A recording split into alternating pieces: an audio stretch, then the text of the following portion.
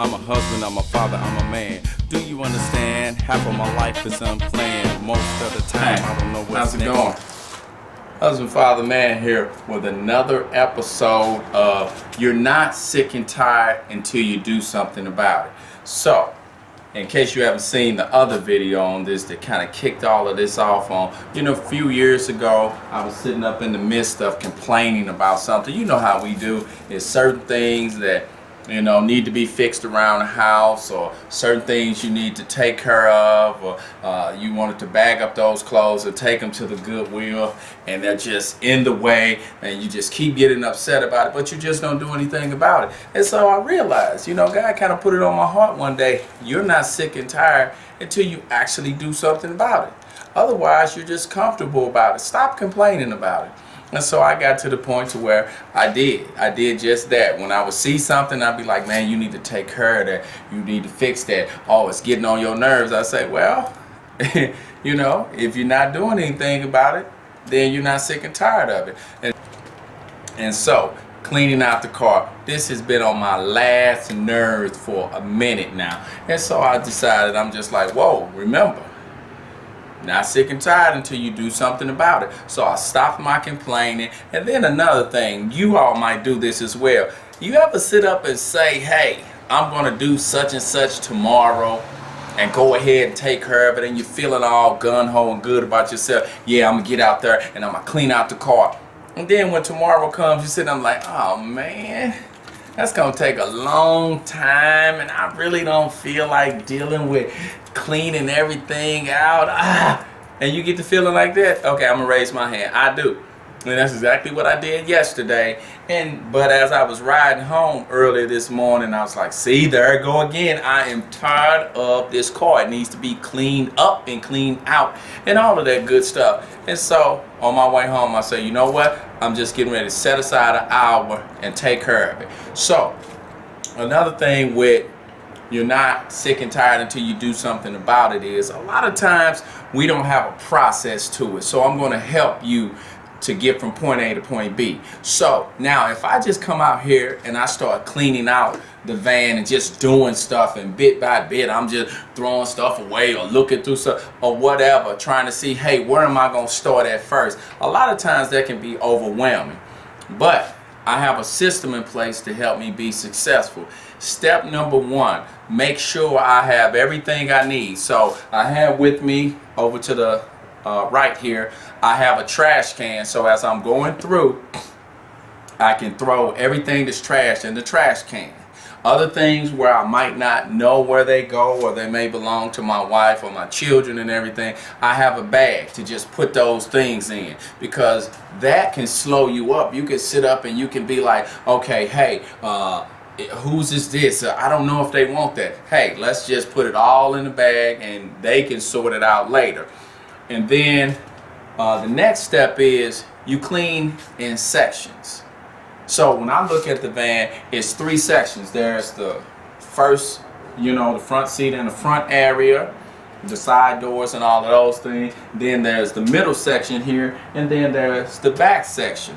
And so you just clean it in sections. And so if you sit up and you already say, hey, first thing I'm going to do when I go to that area, I'm going to throw away the trash and things that belong to someone. I'm going to put them in the bag. And then after you do that, then I have the vacuum cleaner with the hose attachment and everything to come through and just, get up all of the rest of the trash off of the floor.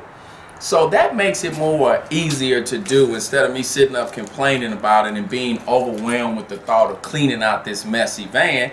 I will say to myself, okay, I have a plan in place. First of all, I'm only dedicating an hour to this.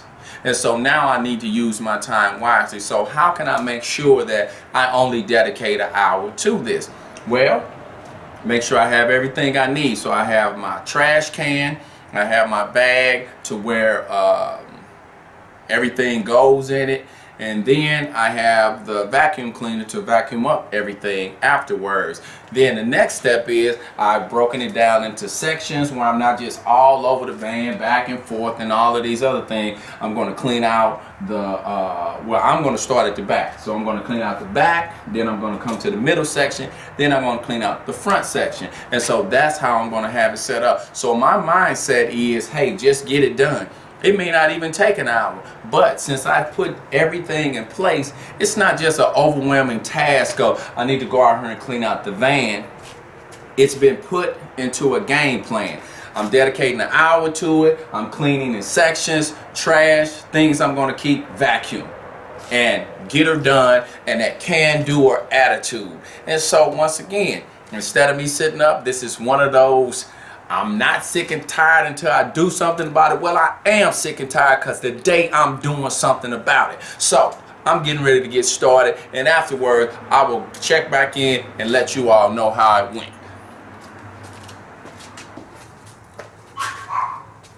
Well, I'm back and now I'm finished.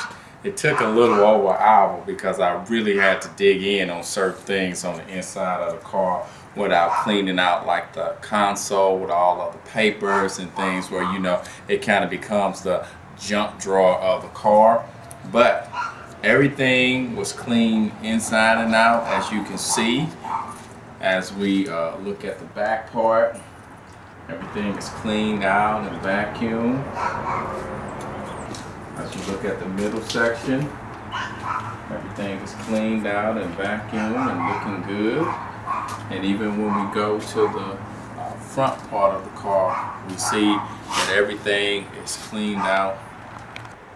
So what I expect you to take from this episode of You're Not Sick and Tired Until You Actually Do Something About It is the fact that I just had to go through just putting a process in place and executing it so I could be focused on how I can be successful instead of just jumping in there. So when you do something like that, then you don't get overwhelmed in your mind with saying it's going to take a long time to clean out this and clean out that or do this. But when you have a process in place to say, hey, I'm going to go section by section, I have my trash can ready, I have my other bag ready for things that I'm keeping, so you can just go through, you can just keep moving. At no point in time do you have to stop, do you have to get caught up in anything. You can just keep going and motor straight through. But another thing that I thought about within this too, now that I've cleaned everything out from you know, from the bottom to the top and got in there with everything, the next thing to keep me out of this situation is don't let it get this bad to begin with. So when I see things starting to get there or things being left in the car, then I'm going to make sure that I let everybody know, hey, make sure you're cleaning your things out of the car. If you go to McDonald's or something like that, make sure you throw your trash away. Be consistent with checking under the seats, and if I see mail and things piling up in the middle console, I need to take care of it, or let my wife know if this is her paperwork, she needs to take care of it.